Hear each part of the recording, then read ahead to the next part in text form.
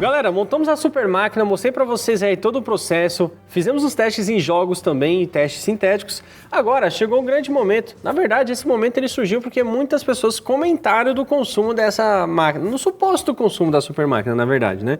Então, eu decidi fazer esse vídeo aqui para vocês, para realmente mostrar, será que precisa de uma usina de Itaipu para rodar a super máquina 2022? É isso que a gente vai ver nesse vídeo, galera. Ela tá aqui do meu lado, montadinha, nesse momento aqui, né, tá paradinha, tá em idle. Eu estou utilizando uma tomada Smart do Kabum para ver o consumo de energia dela em tempo real, tá? A gente está utilizando aqui a Corsair HX 1200, é uma fonte aí com certificação 80 Plus Platinum, 100% modular, 1200 watts, dá para colocar até 6 conexões PCI Express, né, 2 para placa-mãe, como a gente está utilizando, e 4 para 4090, que esse modelo Zotac Amp precisa, tá? Então ela atende muito bem as especificações que a gente precisa desse setup aqui que tá montado, tá? E aí eu tô aqui, né, por exemplo, em idle, tá consumindo aí 133.7 watts, né? Então olha só, aqui no CPU-Z vou mostrar para vocês os clocks que estão nesse exato momento, né? Todos os núcleos ali operando em 5.5 GHz e dois núcleos ali, que é o 4 e o 5, né, chegam aí a 5.8 GHz, tá? Então de forma dinâmica, conforme a gente for utilizando o PC e tal, ele vai alternando aí. E os clocks de eficiência, né, que são 16 no total, tá a 4.3, tá? Então a gente, né, tá aqui, por exemplo, o esquema de energia do Windows está em modo de alto desempenho, né, onde ele vai deixar realmente todos os núcleos aí com o clock máximo possível, tá? Podendo aumentar ou não, dependendo da aplicação que você for utilizar. Se a gente colocar aqui, aliás, modo desempenho, o desempenho está 152.9 watts, né, de corrente aí consumindo aí. Então se eu colocar em modo de economia, vou fechar o CPU-Z aqui.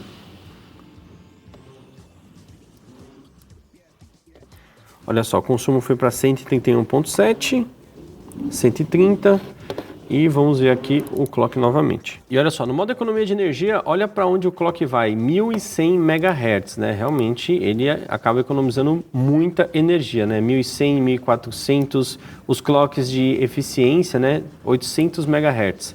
Então faz uma diferença muito grande quando a gente utiliza aí os perfis de energia, tá? Então eu vou deixar em alto desempenho para a gente poder, né, ter todos os clocks no máximo possível, e a gente vai começar rodando aqui o Call of Duty Warzone 2.0, tá? Para a gente ver principalmente o consumo aí nos games, que é o que realmente vai ser mais utilizado nessa super máquina. E vamos lá, galera, vamos tentar achar aqui uma partida no modo Battle Royale solo. Tá consumindo agora 257.6 watts, tá? Enquanto a gente está aqui no menu. Tá rodando a 120 FPS, tá cravado 120. Bom, o gráfico tá tudo no baixo. Eu vou aumentar, vou colocar no extremo. Bora aplicar aqui.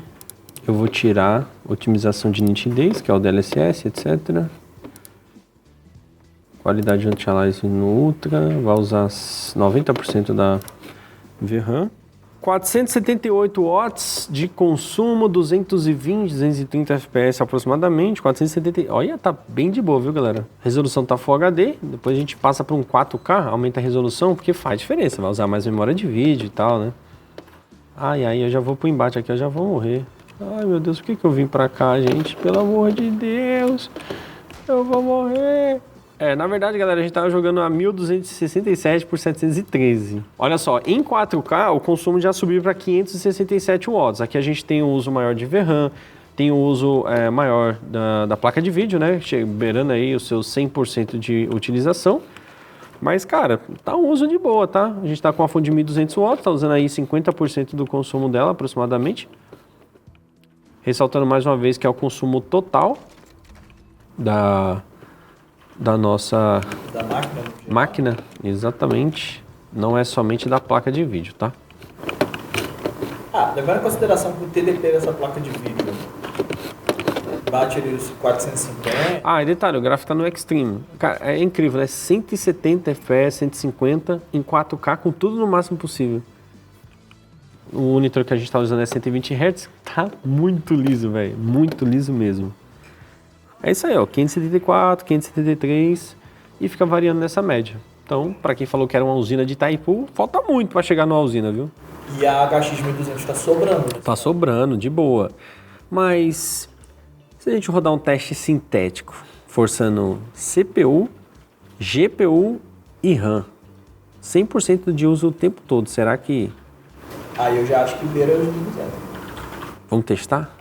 Então, bora testar. Bom, a gente está com o CCT aberto aqui e ele tem várias ferramentazinhas aí para você fazer testes de stress test, seja só do CPU, seja só da GPU e também do conjunto, né, que seria ali na parte do power, né? Então ele vai usar instruções SSE, né, por exemplo, no processador, dá para a gente alterar aqui, colocar um AVX, AVX2, ele vai escolher de forma automática, mas geralmente é o SSE que ele escolhe. E aqui tem um gráfico de temperatura, de consumo e tudo mais, né, mas tá mostrando aqui o TDP, na verdade, aí dos componentes. E aqui eu vou estar monitorando aí o consumo da tomada, né? A gente está utilizando a tomada de 120 volts, né? Tá 123.3 e agora o consumo 148.4, né? Só com a CCT aberto. Então, eu vou apertar esse botãozinho aqui e aí ele vai contar os 10 segundinhos e vai começar a rodar o teste. Olha só, play. Vamos lá.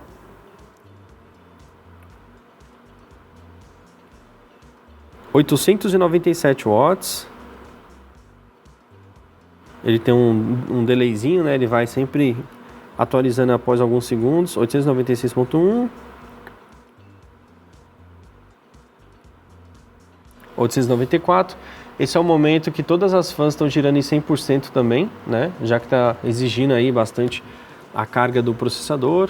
Aqui dá pra gente monitorar a temperatura, por exemplo, a placa de vídeo 449.14 watts. Acho que o limite das 4090 é 450, né? Então ela tá realmente batendo ali, ó, chegou a bater 450.26 de máxima, né? E é atualmente 448. Processador 290 watts, atualmente bateu um pico de 299, né? Então dá pra gente ver esses detalhezinhos aí, dá pra ver, por exemplo, a linha PCI Express, ali quanto tá consumindo dela, o conector 16 pinos e por aí vai. Então esse teste dura mais ou menos 1 horinha, o consumo aí tá, né, estabilizando aí nos 885 watts. Se a gente parar para analisar, quando a gente rodou com a resolução mais baixa, o consumo ficou beirando os 400 e pouquinho, então a gente está tendo um dobro de consumo por estar rodando tudo em 100%, né? E constantemente, diferente de um jogo que é dinâmico, onde você vai ter situações de cenas mais pesadas, cenas mais leves, né? E não vai ficar com o processador em 100% o tempo todo, né? E a placa de vídeo geralmente fica 100% quando a gente coloca uma resolução mais alta, os gráficos tudo no máximo possível, aí a gente consegue forçar ele em 100%. O processador em jogos é bem difícil, principalmente um processador como o 3900K, que tem muitos núcleos, são 32 threads no total, né? Sendo 8 de performance e 16 de eficiência. Temos 400 watts sobrando ainda, fonte de 1.200 watts, tranquilo, tá sobrando. É aquela questão, né? Muita gente pergunta, posso colocar uma fonte de 600 watts com a placa tal? Você fala, olha, você pode até usar. Dependendo do cenário, você não vai ter problema, mas, que nem aqui, a gente está fazendo um stress test. Simularia, por exemplo, a renderização de um vídeo, que usa 100% do processador e usa 100% da placa de vídeo em muitos casos. Aí uma fonte que no caso no COD estava 500 watts de consumo, uma de 600 watts daria conta. Só não vai ter os conectores PCI Express necessários para você ligar tudo bonitinho, tem que ser individual. Então essa fonte aqui, ela tem ali, né, os 4 conectores direto da fonte para a placa de vídeo, usando o adaptador, e tem os 2 do processador, né, que fica aqui em cima. Então uma fonte de menor capacidade não vai ter essas especificações, esses conectores, né, e isso vai ser um grande problema, porque não pode splitar, né, não pode usar um cabo só e dividir em 2 para ligar uma 4090 ou qualquer outra placa que utilize esse novo padrão. Inclusive vem um adesivo bem grande que a gente tira, né, quando ela tá nova, lacradinha, tem um adesivo para te avisar que não é para fazer esse splitter aí da conexão, né? Então, por isso que é importante você ter uma fonte que tenha potência sobrando, que seja uma fonte de alta qualidade, para conseguir ficar o sistema estável, né? E durar aí longos e longos anos sem você precisar se preocupar em trocar ela, né? Como essa daqui tem 10 anos de garantia, é uma excelente fonte de alimentação. O fã dela só vai girar quando você atinge 40% da carga. Aqui a gente está usando aí, né, 800 watts de 1200, é mais de 40%. Então a fãzinha dela tá girando aqui, ó, dá para sentir o ventinho dela aqui. Ou quando ela atinge uma certa temperatura também, ela tem um sensor interno que, né, consegue, né, ficar ali monitorando a temperatura interna dela. Quando atinge essa temperatura, geralmente é beirando ali os 50, 55 graus mais ou menos, aí ela passa a girar para justamente refrigerar aí a parte interna da fonte de alimentação, tá? Mas, de todo modo, cara, tá segurando aí de boa a configuração, né? Olha só, o TDP do processador diminuiu para 250, porque conforme vai passando o tempo, a temperatura vai subindo um pouquinho mais, e aí o clock geralmente cai um pouquinho, né? Então o consumo vai caindo junto. Ó, por exemplo, agora está 847 watts. Bom, galera, para todos que disseram que precisaria de uma usina de Itaipu, vocês puderam ver que em games, cara, o consumo fica extremamente baixo, levando em consideração o potencial que essa máquina pode entregar, né? Então, a fonte de 1.200 watts aqui, Corsair HX 1200, entrega a potência que ela precisa, mesmo exigindo 100% de carga de todos os componentes, usando o CCT, por exemplo, né? Ela não consumiu os 1.200 watts, ainda sobrou uma potência ali, 400 watts para ser mais exato de potência. E jogando ali, consumindo entre 400 e 500 watts, né? Claro que tudo vai depender da resolução que você vai jogar, do setup que você está utilizando, né? Porque quanto maior a resolução, vai exigir mais do hardware, quanto maior a taxa de FPS, também a taxa de hertz do monitor, quando geralmente usa 144, é diferente o consumo, né, da máquina como um todo, a exigência de carga, quando a gente está travado a 60 FPS, por exemplo, tá? Então, a nossa fonte aqui está dando conta tranquilamente aí da super máquina e não está consumindo uma usina de Itaipu, tá?